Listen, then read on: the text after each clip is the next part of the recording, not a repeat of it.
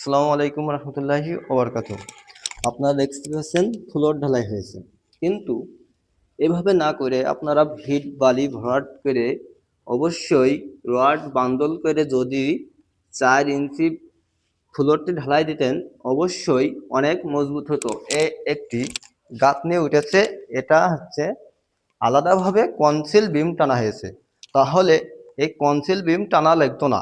যদি ওয়াল টোটালে আপনি যে কোনোভাবে ফ্লোর প্ল্যান চেঞ্জ করতে পারতেন। যদি আপনি রড বদল করে 4 ইঞ্চি যদি আমরা ফ্লোরটি ঢালাই দিতাম তাহলে অনেক মজবুত হতো। আপনারা দেখতে পাচ্ছেন এটা আজ ঢালাই হয়েছে, কিন্তু পরবর্তী দিনে আগামীকাল এটা ঢালাই হবে। যদি অ্যাডজাস্ট করে আমরা যদি ঢালাইটা দিতাম মজবুত ও দীর্ঘস্থায়ী হতো। এই জন্যে আপনারা চেষ্টা করবেন সকলে 2 টাকা খরচ হলে স্বপ্নের বাড়িতে আমরা চেষ্টা করব একসাথে ফ্লোরটি ঢালাই দেওয়ার।